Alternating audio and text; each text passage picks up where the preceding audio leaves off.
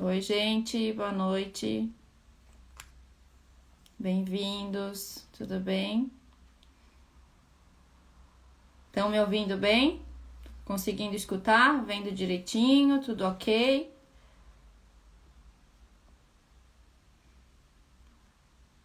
Olha, a nossa convidada já entrou.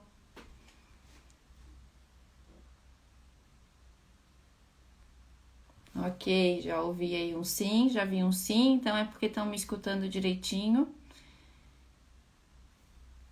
Deixa eu entrar mais um pouquinho de gente para a gente começar a conversar. Nossa convidada já está aqui nos esperando, já enviou o convite.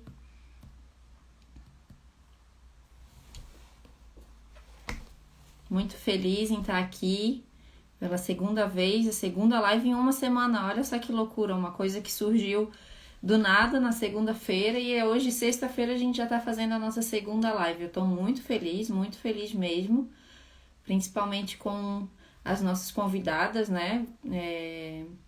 Vou continuar, tô tendo muita procura.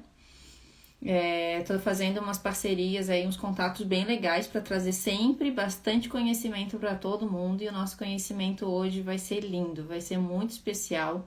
É um assunto que eu gosto bastante porque eu sei que eu sofro disso, que eu preciso constantemente dessa ajuda que é psicológica, né? Porque realmente, né? A fome emocional, eu acho que depois a Silvia vai tirar a minha dúvida, as nossas dúvidas, né? Porque eu tive bastante perguntinha ali na nossa caixinha de perguntas, então eu vou estar fazendo todas as perguntas para Silvia, mas eu acho que deve atingir não 100%, mas a grande maioria da população, que é a fome emocional. Afinal, quem nunca, né, ficou triste, ansioso ou com vontade de comer alguma coisa e comeu? Muitas vezes isso acaba trazendo um pouquinho de culpa depois, mas tudo isso a gente vai abordar agora nessa horinha que a gente vai estar conversando com a Silvia. Só para explicar para vocês como eu conheci a Silvia e falar só um pouquinho sobre a carreira dela, porque ela é uma profissional super graduada. A Silvia entrou na nossa vida em 2017, que foi um ano que eu senti a necessidade que a gente, como família, precisava de um apoio psicológico e ela é psicóloga do esporte e do bem-estar. Por isso que eu convidei ela para vir estar falando, porque ela entende muito desse assunto que nós mulheres gostamos tanto, né? E eu, como família de esportista, de atleta, senti a necessidade de estar tendo esse acompanhamento. Não foi feito comigo, lógico, né? Foi feito com o meu filho. Ela é psicóloga de atletas de alto nível. E pesquisando, eu encontrei a Silvia, que, para orgulho de nós manezinhos, ela é de Floripa, né? Manezinha da ilha. Igual a mim e toda a minha família, grande parte da minha família, nós somos manezinhos da ilha. E a Silvia, ela é uma super profissional. E eu queria trazer realmente ela aqui para estar, inclusive, apresentando ela para muitas pessoas que não a conhecem e não sabem que a gente tem uma psicóloga desse quilate aí na nossa Ilha da Magia, tão pertinho da gente. Eu vou chamar então a Silvia para conversar com a gente e ela vai falar um pouco mais sobre a carreira dela, se apresentar um pouco para vocês e aí vai desandando a nossa conversa. Vamos lá? Silvia. Gente, se tiverem perguntinhas, pode ir fazendo aqui. Eu vou tentar ir anotando. E Oi, boa olá, noite. boa noite. Tudo Bem-vinda. bem? Tudo bem? Estão me ouvindo bem? Estou. Tá me ouvindo bem também? Sim, sim, também. Então, tranquilo. Silvia, eu já abordei um pouquinho ali de como a gente se conheceu, né? Mas Uhum. assim, o teu currículo é imenso e eu acho que ninguém melhor do que você para estar falando sobre, né, toda a sua experiência aí, que é uma experiência linda, não só com atletas, mas com outras partes também, né? Então, por favor, se Uhum. apresente aí pra gente, para quem não te conhece, tá sabendo aí, e também tem orgulho dessa manezinha da ilha como eu tenho, porque, como eu falei, realmente é uma super profissional aí da nossa cidade. Bom, boa noite a todos. Eu sou manezinha adotada, porque na verdade eu sou de Blumenau. Eu sou Ah, nascida em Blumenau. você é catarinense, tá tudo ali pertinho, tá tudo junto. mas eu sou, como é que é? Sou a manezinha adotada, que eu já estou há mais tempo aqui do que praticamente só nasci em Blumenau. Entendi. Mas adoro essa ilha, né? Como muitos. Então, a minha formação, na verdade, foi aqui, né? Eu fiz psicologia aqui na Universidade Federal. E o meu mestrado e doutorado eu fiz na Universidade de São Paulo, na Escola de Educação Física e Esporte da USP.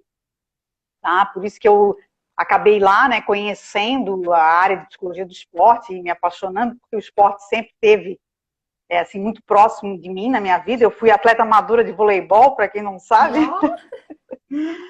Então, assim, sempre gostei muito, pratiquei, né? E aí fui encontrar na pós-graduação uma forma de buscar esse elo que eu tinha deixado lá atrás, né?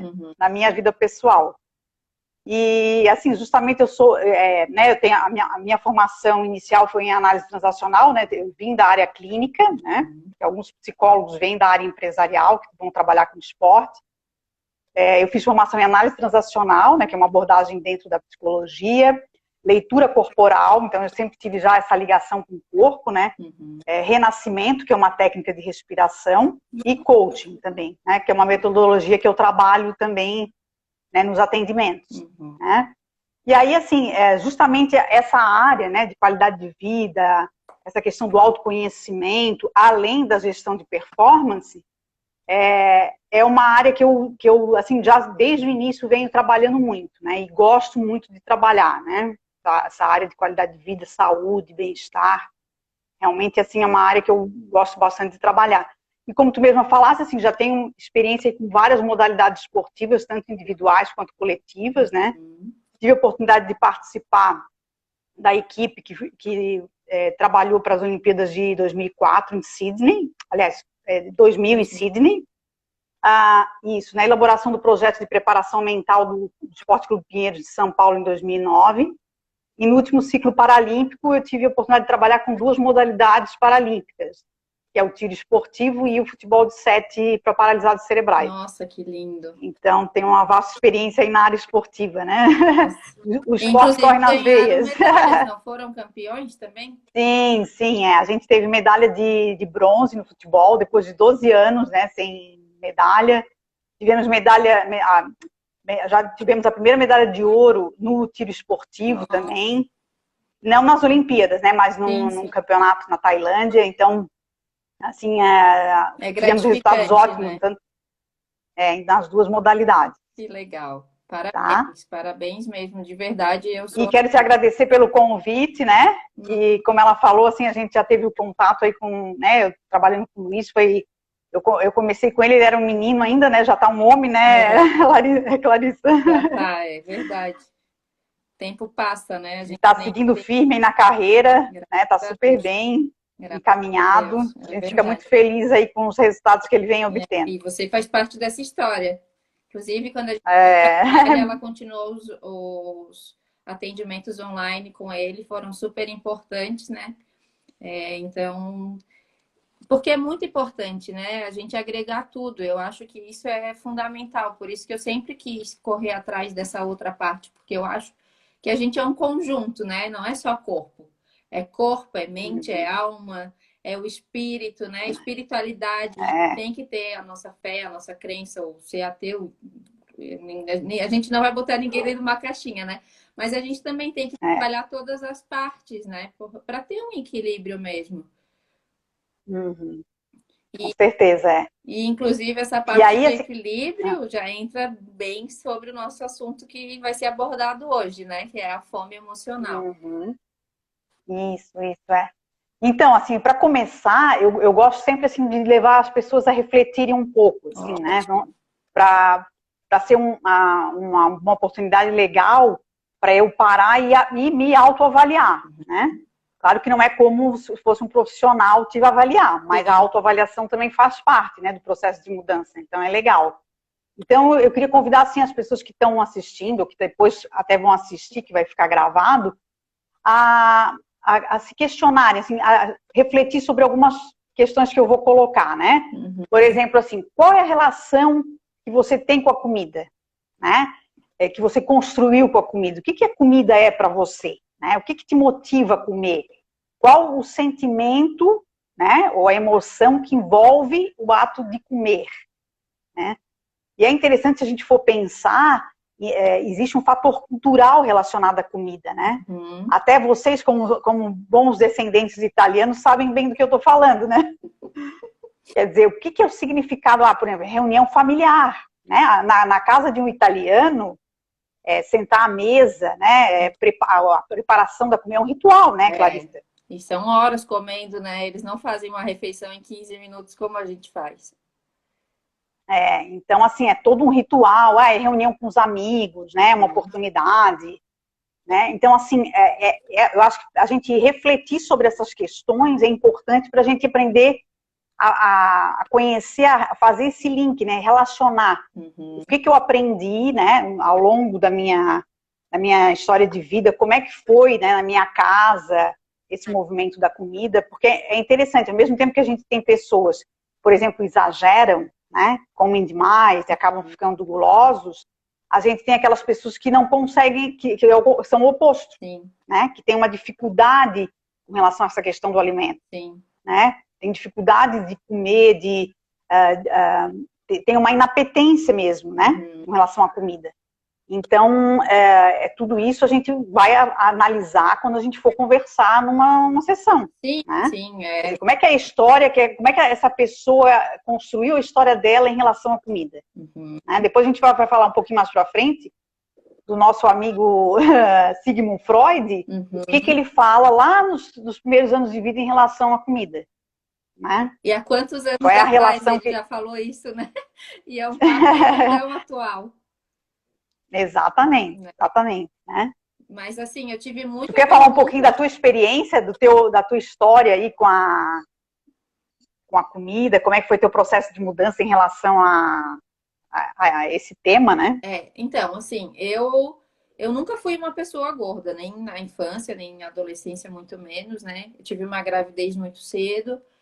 Mas ali entre os 25, 26 anos, eu coloquei o DIU e me deu uma disfunção hormonal. E junto disso, né, juntamente com o sedentarismo e a preguiça mesmo, porque eu não vou mentir, eu não sou fã de academia,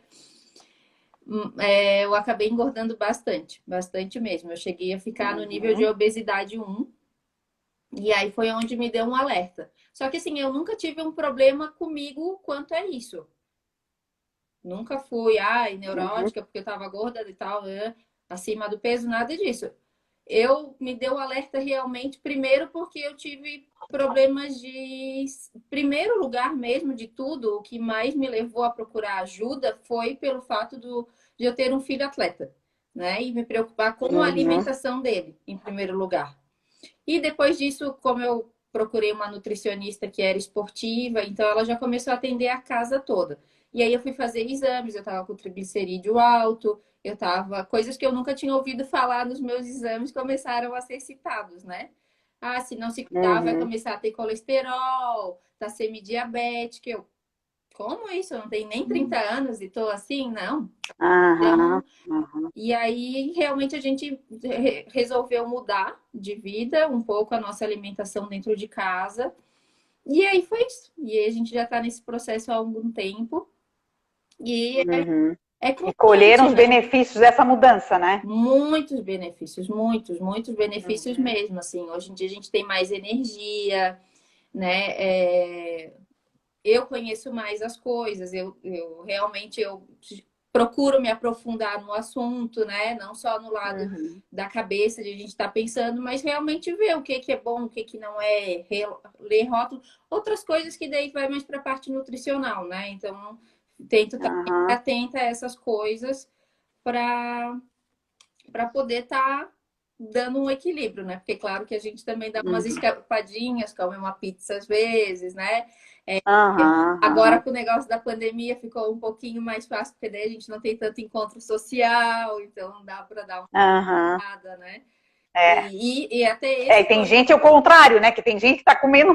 Mas sabe que isso foi um assunto que me perguntaram muito sobre a questão social, como fazer quando vai num casamento e para não comer, né, num evento, ou sair com os amigos, porque realmente, como a gente estava comentando, os encontros, eles são muito ligados à comida, né? Então, como Sim, fazer? sim. Então, Mas assim, se tu tens uma rotina onde tu cuida continuamente, né? Esses momentos, né, sendo um episódio aqui ou ali, não vão fazer tem tu problema. perder o controle, né? Então, Até porque assim, isso ninguém não. engorda numa noite, assim como não vai emagrecer do dia para a noite também. Exatamente, exatamente. Isso aí é super importante estar falando, é um processo, né? E a gente vai ver bem aqui, assim, né, do que a gente vai conversar, que realmente é um processo de mudança que não é de um dia para do dia para a noite, né? As pessoas têm que se assimilar a isso. E outra, a pessoa precisa fazer a parte dela. Ela precisa trabalhar, né? Porque não vai acontecer milagre, né? Ela precisa realmente se comprometer, fazer o esforço dela, a parte dela, né? E eu queria complementar, assim, isso que tu falou com relação à família, que é muito legal, assim, quando a família compra a ideia, né? Porque é complicado a pessoa sozinha dentro da família fazer, né, a dieta dela, ou né, sem todo mundo, porque aí tu vai ver a pessoa tá comendo uma coisa que tu gosta, e daí né, e tu tá ali na tua restrição, né? Sim. Então, quando a família se engaja junto, quer dizer, entra no processo junto, fica bem mais fácil, né? E tu te sente acolhido, né? No teu processo de mudança. Não fica fora da turma, vamos dizer assim, né? Todo mundo fica ali no mesmo estilo de vida. Mas eu consigo ter um autocontrole bom, assim, tipo, às vezes eu faço coisas para os meninos que eu sei que aqui em casa para eles comerem, mas se eu acho que eu não devo comer, eu consigo ter um autocontrole e não comer. Assim como às vezes eu sinto vontade de comer alguma coisa, eu vou lá e como e não tenho culpa, sabe? Tô dando um pouco do meu relato, né? Mas mas é legal isso, faz parte. A gente vai trocando figurinha. Então, vamos falar um pouquinho agora sobre as emoções e assim, se eu consigo perceber, se cada um consegue perceber, se usa a comida como uma forma de lidar com determinada emoção, né? Então, a gente tem algumas emoções e as respostas relacionadas a essas emoções. Então, por exemplo, uma que é famosa, que é a ansiedade. Foi perguntado também na nossa caixinha. A ansiedade, então, eu uso comida para me acalmar. Tipo assim, eu tô nervosa, tô ansiosa, eu como, eu me acalmo, né? Essa é uma resposta da ansiedade. Sim. Eu tô entediada, tô com tédio, então eu vou lá comer para fazer alguma coisa. Para passar o tempo. Assim, para passar o tempo, para me distrair, né? E aí eu tenho estresse, né? Que é outro famoso, né? Eu tô estressada e daí quando eu como, eu sinto aquele alívio, né? Nossa, que alívio, né? Também como uma forma de acalmar, né? Entre aspas. E aí tem essa emoção aqui do suborno, é muito interessante, porque a gente tem que alertar mais aí papai e mamãe, né? Porque os pais, às vezes, usam isso com as crianças. Essa emoção do suborno. Então, assim, se você fizer alguma coisa, né? Alguma tarefa que você tenha para fazer, depois, então, eu te dou alguma coisa boa para comer. Né? Compensação, né? A gente tenta comprar. Exatamente. Aí tem aquele que é o vazio, né? Por exemplo, eu estou sentindo um vazio existencial, uma falta de sentido na vida, de sentido espiritual, então eu vou lá e como para tentar suprir esse vazio. Né? E aí tem aquele da excitação, que eu acho que entra um pouco aí quando a gente estava falando dessa questão social, né? Do estar com os amigos, eu estou excitada, eu estou feliz, eu estou... Tipo assim, eu tô no grupo, então eu vou lá e vou comer alguma coisa, porque é divertido, né? Comer, tá no social, né? Então tem essa emoção também. Tem aquela que é a solidão, a falta de amor. Aí eu uso a comida como companhia. Tô me sentindo tão sozinho, então eu vou lá, vou comer um docinho, né? Um brigadeiro. Um pote de sorvete, senta no sofá, né? Né? E aí dá aquela nutrida, né? Nutrida. E aí tem aquele que é a frustração, a pessoa está frustrada, está com raiva, aí ela vai lá e come como se fosse assim para ela usar a comida como uma liberação emocional, sabe? Uma catarse, né? Essa é bem perigosa também, né? Muito, né? Aí tem aquela do perdendo as rédeas, por exemplo, a pessoa está tipo assim, sentindo que está perdendo o controle, né? E aí ela vai lá e usa, então, a comida como uma válvula de escape de um perfeccionismo dela, por exemplo, né, para trabalhar alguma coisa de um perfeccionismo dela. Entendi. Então, olha quanta coisa, né? Aí tem uma outra que é bem famosa também, que é muito comum, que é a tristeza, né? Eu tô triste. Então, eu vou lá, vou comer, né? Vou usar a comida como uma forma de consolo, né? Para minha tristeza. Já que eu tô triste, né? Vou botar o pé na jaca. Aí tem uma que é interessante também, que está relacionada à questão da procrastinação, que é aquela famosa para depois, assim, vou adiar, né? Vou adiar uma coisa. Então eu vou fazer depois que eu comer alguma coisa. Essa é uma das palavras que eu falei que eu ia cortar da minha vida esse ano de 2020. Procrastinação. Daí a gente aí no fim a gente para ali, né, fica na comida, né? Se distrai na comida e esqueceu o que ia fazer, né? Aí já não vai mais para academia. Já não vai mais caminhar, correr. Aí agora eu tô sentindo que o estômago tá pesado, já aborta, né? Já aborta o que ia fazer depois, nem lembra mais. Verdade. E aí tem essa que também é famosa, que é o contrário, né? Tipo assim, eu fui malhar, nossa, hoje minha performance foi excelente, eu dei aquela corridinha básica, então hoje eu mereço um prêmio. Eu vou comer um pouquinho mais. Esse aí é perigoso também, né? Esse também, né? É bem comum, né? E a gente tem que tomar cuidado, porque se a gente está num processo de querer diminuir, né? A gente tem que realmente aumentar o gasto calórico e diminuir a ingestão de alimentos. Senão a gente não vai ter o resultado que a gente precisa. A única conta que vai dar negativa na balança é essa aí. Aumentar o gasto calórico e diminuir a comida não tem milagre, né? É isso que a gente estava falando. Então, assim, e é interessante porque quando a pessoa, né? A gente está trabalhando com ela e ela consegue identificar o que está faltando, né, em termos emocionais, e a gente vai poder ajudar melhor esse cliente a buscar realmente soluções que são eficazes, né, para o problema dela. Vai poder suprir o que ela realmente está sentindo e aos poucos ela vai deixando esse comer emocional, sabe? Vai aprendendo esse comer emocional né? Vai deixando de acontecer e vai dando espaço para outras coisas na vida dela, né? E a comida vai ocupando o lugar que é o lugar dela, né? Que não é tentar tapar algum buraco, entendeu?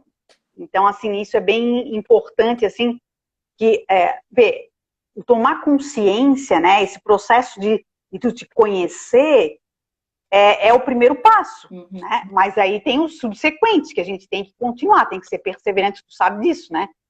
Tem que ter foco, tem que ter determinação, tem que ter vontade, né?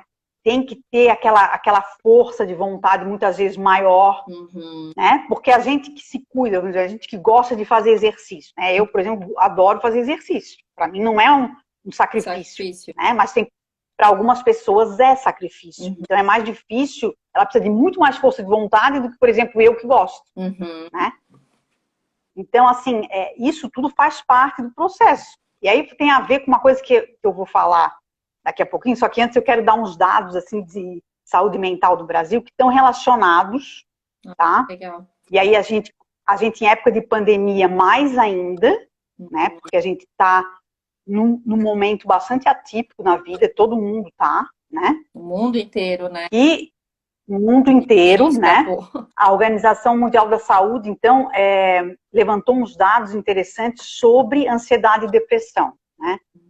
E esses dados, o que apontaram esses dados? Que o Brasil está em epidemia, tá, de ansiedade e depressão. Nossa. Tá? Então, o Brasil é o primeiro lugar no ranking em transtorno de ansiedade. Nossa. Tá? E quinto lugar no transtorno depressivo, em depressão. Né? Então, a gente vai pensar, a gente vai enfim, se questionando, nossa, o que as pessoas estão fazendo, né? Estão se tratando, esse povo está se tratando, eles sabem que eles estão passando por esse processo. É isso que eu ia até comentar, né? Muitas vezes não sabem. E isso são os que ainda são diagnosticados, né? E quantos estão aí trancados dentro de casa que a gente não sabe ou que não tem um diagnóstico. E aí, assim, dentro desse processo que a gente está vivendo, mais ainda, né? Porque o que acontece é que esse tipo de quadro, ele se intensifica, tá? Num momento como esse que a gente está passando, né? De incertezas, de dúvidas, de o que vai ser o meu amanhã, né? Então, mais cuidado ainda as pessoas têm que ter em relação a isso. Por isso que é importante assim, esse tipo de conversa que a gente está tendo aqui, porque às vezes a pessoa está apresentando uns sintomas, mas como ela não conhece, ou tipo assim, porque ainda existe muito, né, um falso conhecimento em relação aos sintomas, por exemplo, de uma depressão. Ainda se tem uma imagem como se tinha há um tempo atrás que depressivo é aquele que não sai da cama, né? E não é só isso, tá? A gente tem vários níveis e graus, né? Então, é importante a pessoa estar atenta, né, ao processo dela. Exatamente, para buscar ajuda se ela precisar, né? Porque hoje e aí, em dia... quer falar alguma coisa? Não, eu tô abismada até com, né, com as informações que tu trouxe aqui pra gente, porque óbvio que a gente sabe que o brasileiro é um povo ansioso, né? Eu sou uma pessoa que sofro com ansiedade em certos períodos, né? Já tive síndrome do pânico, então também já tive que trabalhar um pouco esse lado. Hoje eu faço meditação, faço oração, tento me reconhecer, me conhecer, né? Porque eu acho que o autoconhecimento ele é muito importante para a gente conseguir identificar todos os nossos sentimentos mesmo, né? O que a gente está passando no dia, porque nem todo dia vai ser perfeito. Na verdade, os dias perfeitos são poucos, né? Eu tô vendo aqui que está tendo perguntinhas para depois a gente abordar aqui também. Tá. Mas então, o pessoal estava falando do meio empresarial, né? Como tá... As pessoas estão bem estressadas, muito, né? Porque mudou a rotina de todo mundo, né? Mesmo quem trabalha em casa, quem faz as coisas de casa, mesmo assim, altera, porque a gente realmente está num momento de incerteza, né? É muito louco, a gente não sabe o que vai acontecer. Só que a gente tem que também ter um certo controle e viver. Na terça-feira eu ainda comentei com a Simone, quem estava aqui vai lembrar que eu falei ainda, que a gente tem que passar por esse momento da melhor forma possível, né? Vai ter que passar. E é interessante, assim, porque a gente tem recursos que a gente nem sabe, internos, para poder enfrentar as adversidades, né? Então, a gente se descobre, se a gente se dá essa chance, né? Se a gente se abre para isso, a gente acaba entrando em contato, né, com coisas nossas que a gente nem sabia que a gente tinha tanta força, que a gente tinha tanta vontade de superação, a nossa resiliência, né? Essa capacidade de superação, de passar por momentos de crise, né? E uma coisa que eu comentei até numa outra live que eu fiz, assim, que me remete a um autor, né, um psicólogo, na verdade ele era psicólogo e psiquiatra, que teve nos campos de concentração, o Viktor Frankl, talvez alguns conheçam, que ele, imagina, ele teve em 3 campos de concentração, né? Então, assim, uma situação absolutamente adversa, né? E o que fez ele, na verdade, superar essa situação foi ele buscar um propósito, né? Buscar algo maior. E, lógico, né? Ele era psicólogo, era psiquiatra também, né? Ele já tinha essa coisa de voltar-se para si, era mais fácil. Sim. Mas ele começou a escrever um livro lá e contar da experiência que ele estava vivendo e começou a ajudar as pessoas também a superar, né? E ele morreu com quase 90 anos, depois de muitos anos, e ainda tem alguns livros escritos, né? Que legal. Inclusive um é Em Busca de Sentido, né? Que é justamente isso, ele convida as pessoas a essa busca de sentido, né? O nosso para quê, né? Para que eu estou aqui? O que eu vim fazer aqui, qual que é a minha missão aqui, né? Então é bem interessante, né? E foi uma pessoa que passou por uma situação absolutamente adversa, né? A gente não está passando por uma guerra, né? Que é uma situação muito difícil, né? Sim. Para alguns até é meio similar, né? Mas não chega a ser. Hoje a gente tem bastante facilidade, né? Eu queria, assim, convidar cada um a pensar, né, agora, porque uma das coisas que a gente trabalha bastante, assim, no autoconhecimento, é a gente conhecer, por exemplo, as nossas crenças. não tem nada a ver com religião, e sim com coisas que eu acredito, né? Sobre mim, sobre o outro, sobre o mundo, sobre o futuro, né? Até tem um termo que está Então, bem conhecido agora, que são as crenças limitantes, né? Agora. Que é a mesma coisa que crenças negativas, né? Uhum. Por quê? Porque sempre ligada a essa crença, a esse algo que eu acredito, está associada a uma emoção, né? E é interessante porque todo processo de mudança, tá? Eu preciso primeiro conhecer, porque tem muitas, na verdade a maior parte das nossas crenças a gente não conhece, a gente não tem, o que na psicologia a gente chama de inconsciente, a gente não tem consciência, né? E é aí que mora o perigo, porque a gente vive, na verdade, guiado por elas. Uhum. Então, se a gente não sabe, a gente não vai entender o porquê que a gente está experimentando algumas coisas na vida, tá? E aí, conhecer essas crenças e, na verdade, as emoções associadas a ela vão nos ajudar a aprender a lidar, né? Na verdade, criar estratégia para eu superar isso, para eu trabalhar isso, para eu poder viver melhor. Uhum. E tem um fator aí que eu gostaria de salientar, que muitas vezes, eu não quero abrir mão de alguma coisa na minha vida, que está associada a essa crença e essa emoção. Tá? Então, eu tenho muita dificuldade de deixar de acreditar naquilo, de abrir mão. E aí entra um pouquinho daquilo que a gente estava falando sobre o esforço, né? Uhum. Sobre o que eu preciso fazer para mudar. Né? E mudança é trabalho. Tá? Mudar é trabalho. Não tem outro jeito, né, Clarissa? Não, e o nosso cérebro já está acostumado de uma forma, né? Então, até fazer com que ele mude, que é o principal, né? Eu acho, não sei, não tenho conhecimento clínico, mas para mim eu acho que o principal é a gente conseguir mudar a nossa mente, né? Sim, sim, é muito mais difícil. Né? É muito difícil. Exatamente. Virar a chave porque, ali é complicado. E não só na porque área aí eu fico da alimentação, né? Em vários outros. Sim, em tudo na vida, né? Senão fica aquela coisa assim, ó, eu mudei a fechadura e eu tô com a chave antiga, eu gosto sempre de dar esse exemplo, né? Eu dou sempre para os atletas. Eu mudei a fechadura, né? Aí só que eu tô com a mesma chave antiga. Sim. Vamos dizer que a chave é a crença, tá? Uhum. E aí eu não consigo abrir a porta. Claro, porque mudou, né? Não vai mais. Eu mudei a fechadura. Então, se eu não mudar a chave, eu não consigo. Eu não caminho para frente, né? Eu não vou adiante na vida. Verdade. Tá?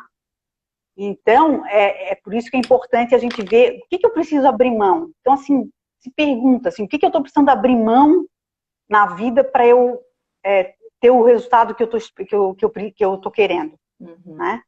Então, tem que deixar alguma coisa e muitas vezes até, que eu trabalho muito com os atletas também, que é o criar crenças positivas, por exemplo. Crenças que a gente chama funcionais, positivas, ou afirmações positivas. Muitas vezes eu peço para eles mesmos criarem, e que eu até dou algumas sugestões. Mas quando ele mesmo cria, parece que é mais potente, sabe? Sim. Ele consegue meio que visualizar onde ele quer chegar, é isso? Exatamente. E aí, assim, ó, na verdade, ele pega e ele utiliza isso no dia a dia do treino, ele leva para a competição, na preparação ali, antes de entrar em campo. E realmente eu tenho o feedback deles de que funciona, né? Tem atleta que gosta de usar música, por exemplo, coloca uma música e vai lá, e aquilo foca ele, faz ele estar bem ativado na hora que ele precisa estar, né? Então, voltando, assim, fazendo associação com a questão da fome alimentar, né? A gente precisa, na verdade, também ver quais são essas crenças e emoções que a gente tem com relação ao nosso comportamento alimentar, né?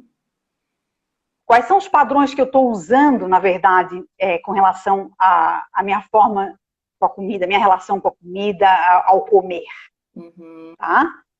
E tem uma dica que eu gostaria de dar, que na verdade serve para tudo, mas também no momento que a gente está comendo, é a gente levar consciência no momento que eu estou comendo. Eu sempre falo isso, quem me conhece, minhas amigas e tal, eu sempre falo isso, assim, Uma coisa que eu acho muito, que eu aprendi muito com o meu filho, que é agradecer e orar antes de comer. Então, hoje em dia, eu faço isso, eu agradeço, oro e olho para o prato e como com consciência, vendo ali o que eu vou estar ingerindo, né?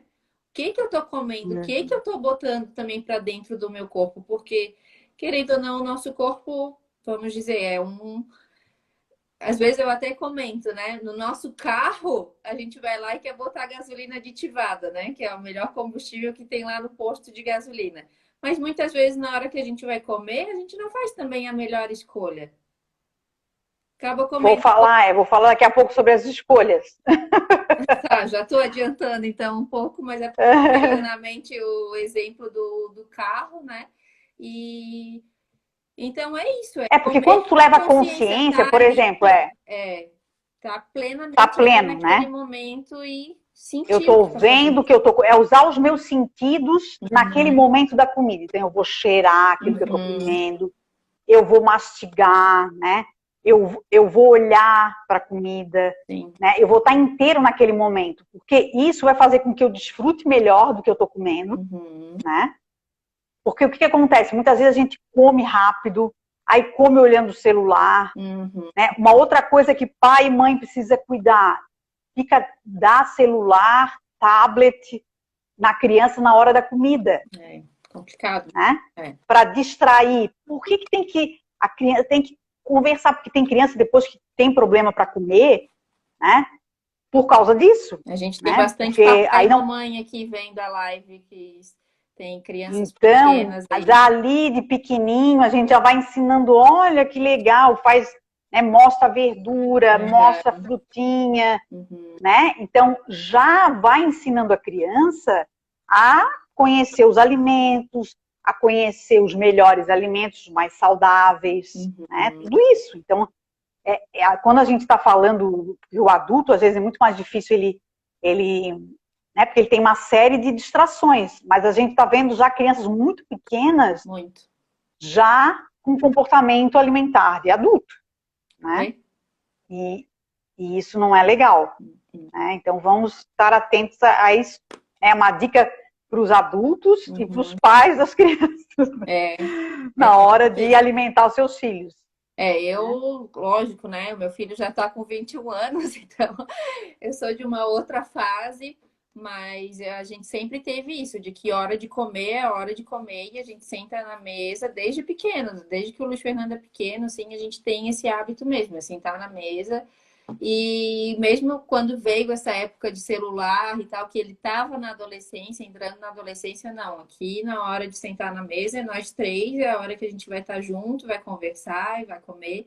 Exatamente, e é assim até hoje, importante. Sabe? Mas já é tão normal pra gente que até, inclusive, quando a gente sai e vai para algum restaurante, eles se apavoram em ver, porque quando a gente olha para a mesa do lado, que tem famílias, as crianças, elas não brincam. Tá todo mundo, cada um no celular. Elas estão todas elas no celular. Não estou criticando ninguém, eu sei que realmente cada fase, né, é única, por isso que eu falei que, né, minha época de criar filho foi há muito tempo atrás, então não tinha tanta facilidade de tecnologia.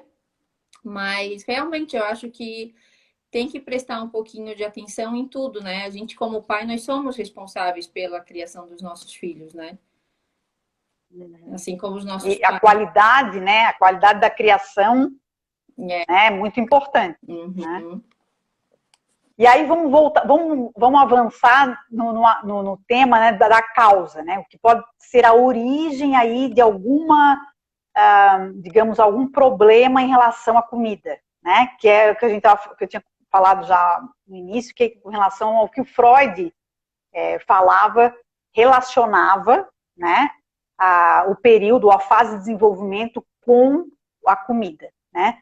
Então, dentro da concepção de desenvolvimento do Freud, ele dava muita importância aos primeiros anos de vida, tá? Porque justamente é onde se dava a formação da personalidade, né? E o desenvolvimento do que ele chamava de instinto sexual, que na verdade o instinto sexual para ele assim, é o que nos move, né? É o que nos faz nos movermos na vida, tá? E uma situação de aprendizagem, por exemplo, que acontece, né? o bebê é a amamentação. E ali já começa o quê? A relação com a mãe, né? Então ele associava a amamentação, lógico, que é a mãe que, né, dá de mamar, e já com a comida muito associada à questão da relação com a mãe, né? E o que acontece? A mãe é a que cozinha, né? O que cozinhava, né? Porque já de uns anos para cá, na verdade, muitas mulheres não sabem cozinhar, né? Mas, assim, essa coisa do cuidado alimentar, né? É importante ainda que a mãe, né, tenha esse papel, de alguma forma, né? Pode ser o pai também, né? Não tem problema, mas eu acho que, em função até dessa questão da amamentação, né? Hoje em dia a gente vê mais assim, mulheres com mais dificuldade de amamentar também, né? Não tem leite ou amamenta menos tempo, né? E antigamente tinha muito mais a coisa de amamentar demais, né? Era muito tempo. Então daí já criava uma relação de dependência. Hoje a gente vê mais o contrário, né? Sim. E aí é justamente na primeira fase, né? No primeiro ano de vida que ele vai falar da fase de desenvolvimento chamada oral, né, fase oral, que tem a ver justamente com essa região, né? Que a criança, ela tem essa necessidade de satisfazer, ela tem na verdade, ela quer satisfazer essa necessidade sexual pela boca, né? Por isso que ela tem tanto prazer na sucção no momento da amamentação. E se a gente prestar atenção como é que é um bebê mamando, às vezes parece que ele está assim, tendo orgasmos de tanto prazer que ele revira os olhinhos, né? É lindo de ver, assim, de tanto prazer que ele tem naquele movimento da sucção, né? Então, olha a importância que tem isso, né? Por isso que se faz tanta campanha até em relação à amamentação, porque assim... Tá no mês, eu acho, no mês da amamentação, né? Ah, que legal. É legal. Porque justamente é importante, porque o leite materno é o mais saudável que tem para a criança, né? Super saudável. A criança não fica doente, né? Já é comprovado cientificamente a importância e o benefício que é o leite materno, né? E por essa relação, né? Essa questão emocional que envolve a amamentação, né? Então, vê quão é importante esse momento. E ele vai dizer justamente, Freud dizia que o problema vai acontecer quando a criança não tem essa necessidade bem satisfeita, né? E olha só que interessante, aí ele vai ter problemas justamente o quê? Nas atividades orais. Então, o guloso, ele pode ter tido problemas nessa primeiro ano de vida.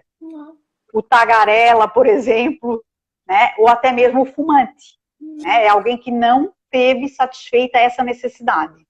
Né? Então, Freud lá atrás já fazia essa relação. Mas até na relação de bebê, nós como mães e pais, né? As pessoas que criam, porque hoje em dia tem tanto avô, né? Enfim, mas quem cria realmente as crianças tem que ter um pouco desse cuidado, né? Porque muitas das nossas crenças, como a gente falou ali, as crenças limitantes e tal, vem muito dessa parte da infância, né? A gente acaba pegando muita coisa e fica marcado no nosso cérebro, né? Até tive perguntas ali na caixinha de pessoas que tiveram problemas com falta de alimentação quando eram crianças, então hoje em dia tem facilidade de ter comida, então tem um pouco mais de compulsão. Às vezes a gente fica ouvindo muito isso de tanta gente passando fome no mundo e você não come a comida que está no seu prato, né? Então eu acho que isso a gente relaciona muito também. É um certo tipo de pensamento que a gente traz lá da infância, né? Não generalizando, mas a grande maioria traz alguns desses pensamentos que a gente ouviu muito quando era criança e acaba tendo até hoje. E isso eu acho que também influencia um pouco. Né? Porque tudo isso interfere na formação da tua personalidade, né? Justamente isso. A forma como tu funcionas hoje, né? Tem tudo a ver com tudo que a gente aprendeu, com tudo que a gente ouviu, né? Porque as crenças que a gente tem, né, e as emoções associadas a elas, é tudo daquilo que a gente experimentou com os nossos pais ou substitutos, né? Então, a gente, na verdade, a gente tem que melhorar aquilo que a gente aprendeu, né? Precisa ser igual a Gabriela, cravo e canela, né? Eu nasci assim, vou morrer assim, né? A gente pode exatamente, né? Deve mudar, né? E essa questão do cérebro, até que tu colocasse, é importante, é interessante, porque às vezes a pessoa quer um resultado muito rápido, né? E vê, já foi comprovado que a gente precisa o quê? Repetir, né, para aprender. Quanto mais a gente repete, mais a gente aprende, né? Isso a neurociência explica. Sim. Então, como é que a gente quer, tipo, uma semana, ou até já comprovaram que a gente precisa de no mínimo 21 dias de repetição de um padrão mental, de um padrão de pensamento, para a gente poder transformar aquele pensamento que a gente tinha, né? Então, assim, não é de um dia para o outro, né? Então, precisa trabalho, precisa persistência, né? Para a gente ir mudando aí aos poucos essa... E tentar manter uma rotina... padrões, porque padrão, quando fala... Oi? Tentar manter uma rotina, nesse caso, é bem interessante, né? Eu tenho até, estava olhando aqui o meu mural, deixa eu mostrar ali. Então, a minha rotina matinal, ó. Rotina matinal diária que eu fiz agora para a quarentena, para eu estar me policiando mesmo e estar fazendo, e tô conseguindo. Tô conseguindo. Hoje eu já não mais um mural, porque já virou hábito mesmo, né? E eu acho que é uma coisa que me fez bem, então também vou dar dica para as pessoas, né? Eu tenho um planner também, que eu tento programar a minha semana, e ali eu tenho a canetinha rosa e a canetinha azul e vou passando por cima do que eu consegui fazer e o que eu não consegui. Mas também me aceito, nem toda, né? Nem sempre vou conseguir fazer tudo que a gente planeja. Sempre flexibilizar, né? A gente pode flexibilizar. Mas eu né? tento. Vai ajustando aí os planos, né? Com certeza, isso faz parte, né?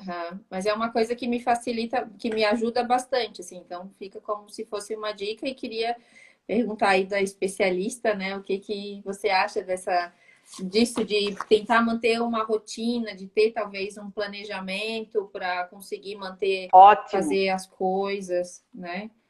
Ótimo. A rotina é fundamental, assim, porque nos dá um direcionamento, né? Um guia. É interessante isso, porque eu falo para as pessoas assim, às vezes até, por exemplo, a pessoa quer trabalhar crença fortalecedora, né? Ou uma afirmação positiva. Então, ela coloca lá na agenda dela, ou no planner dela, né, como tu colocou aí, que naquela hora, ou meditação, né, exercício respiratório, ela vai colocar lá na agenda que naquele horário, ela tem um compromisso com ela de realizar aquilo.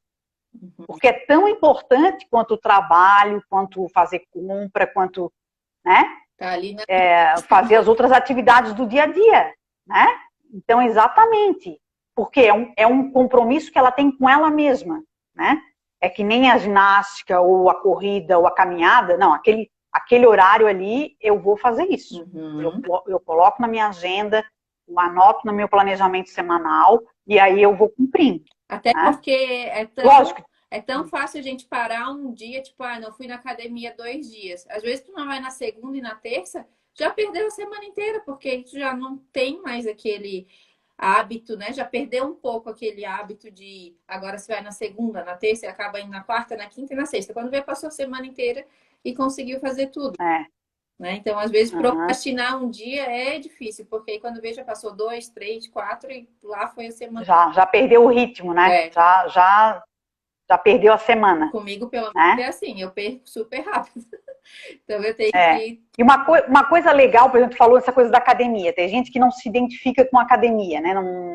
Ou fazer a musculação. Não me identifico mesmo. Eu gosto, até faço, mas são aulas mais aeróbicas, assim. Importante a pessoa buscar alguma coisa que ela goste de fazer. Né? Tem gente que gosta de dançar, então faz dança. Né? Eu faço dança. Já foi comprovado também cientificamente, tem estudos que falam que dançar queima caloria, trabalha cardiorrespiratório, né? Então, assim, importante tentar buscar uma atividade que a pessoa goste, que a pessoa se identifique, né? Se ela não encontrou ainda, vai né, fazendo e ver até quando ela encontrar, né? Quando ela encontrar alguma coisa que ela goste. E às vezes serve até como uma válvula de escape, né? Tô ali, vou comer alguma coisa, não, vou lá malhar. E aí tem que tomar cuidado também, quando voltar, né? Não, como a gente falou lá da compensação, né? Eu acho, não me lembro agora o sentimento, mas acabei de malhar, voltei, já fiz a minha parte do dia, agora posso comer. Aí vai lá, come um pedaço de bolo. É o prêmio, né? O prêmio. Ah, o prêmio. Aí é 3 vezes mais calórico do que o que acabou de gastar na caloria Exatamente, na exatamente. academia. Então tem que tomar esse É, cuidado, né? é. Vamos falar agora de um estudo que foi feito lá na UERJ, né, que é a Universidade Estadual do Rio de Janeiro. Eles fizeram um estudo com estudantes, né? E eles detectaram nesse estudo que havia uma correlação positiva, tá? Entre o estresse e a alimentação emocional. Então, situações de estresse, na verdade, estavam relacionadas às escolhas alimentares mais determinadas por fatores emocionais. Foi o que eles encontraram nesse estudo. E também associado a uma dificuldade de controle de quantidade de alimento ingerido. Né? Olha que interessante. E aí eles vão comentar o seguinte, que em via de regra, em situações estressantes, tá? As escolhas alimentares, tem a ver com aquilo que a gente estava falando no início, né, das escolhas alimentares, são mais redirecionadas para alimentos que eles chamam de maior palatabilidade, uma palavra meio ruinzinha de falar, que são aquelas que são ricas em açúcares e gorduras, como, por exemplo, os famosos doces, né?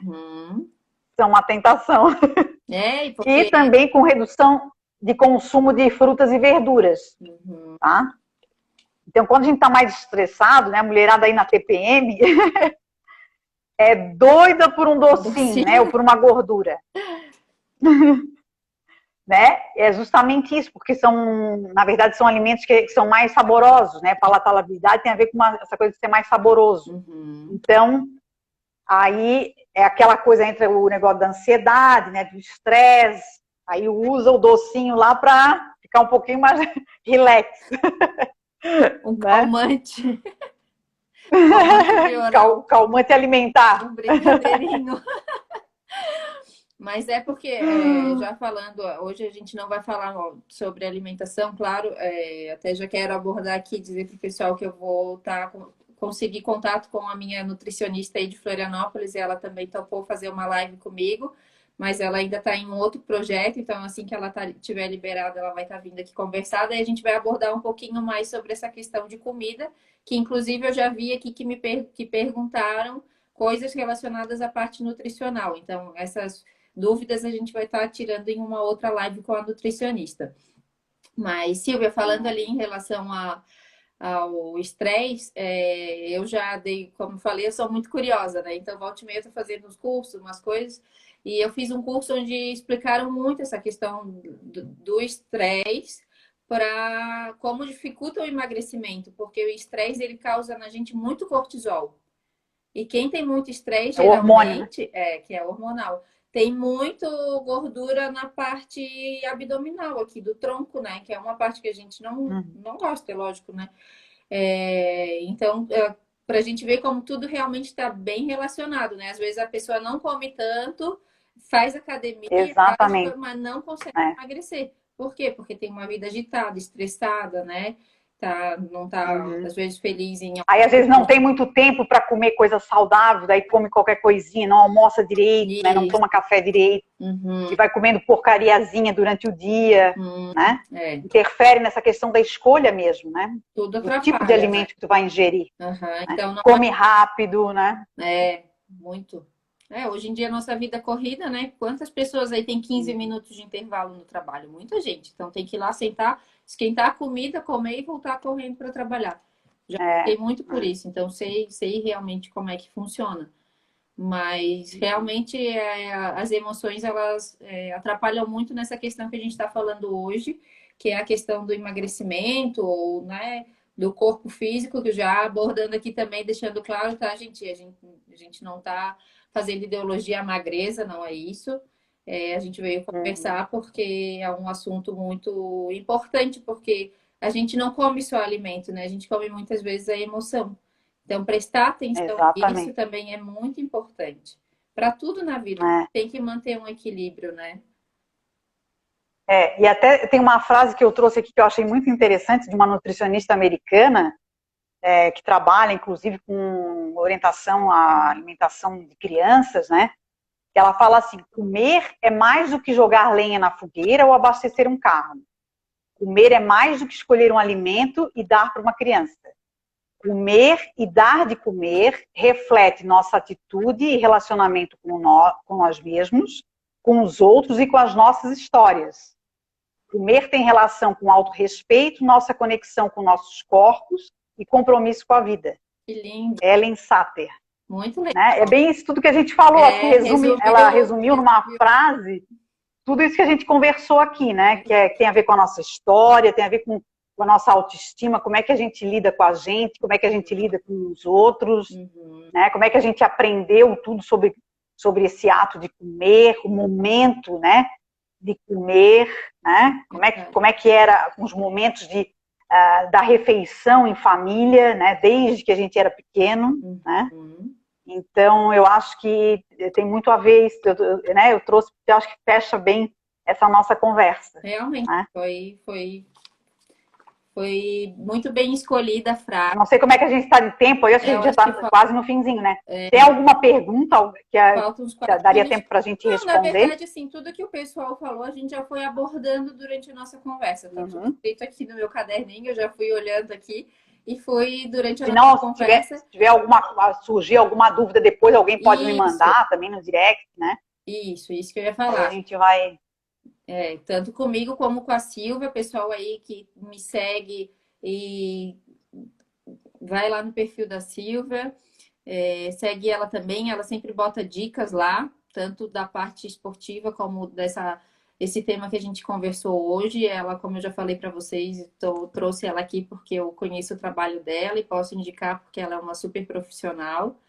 Quem sabe a gente faz outras lives, né, Silvia, falando sobre vamos combinar, com certeza. Então, se tiverem dicas... eu queria até dar uma dica para o pessoal, porque eu tenho feito, uma parte de um estudo que eu estou fazendo agora sobre inteligência positiva, e eu tenho postado sobre os nossos sabotadores, que são, inclusive, os nossos grandes inimigos com relação a esse processo de alimentação, né? E aí até deixo uma sugestão para o pessoal, depois que lê lá alguns que eu já coloquei, são 10 sabotadores, né? Mas eu não coloquei, não falei sobre todos. Se alguém quiser lá no post escrever, olha, eu acho que esse daqui é o meu sabotador e ele me sabota quando eu preciso emagrecer. Já é uma coisa mais para refletir, né? Para ficar pensando. Exatamente. E tentar fazer essa autorreflexão mesmo, né? Eu acho que essa live nossa serviu para isso, para mostrar um pouco que a gente realmente não come só alimento, come emoção, e tentar a gente mesmo nos conhecer e ver o que está nos sabotando, né? No que a gente precisa virar a chave.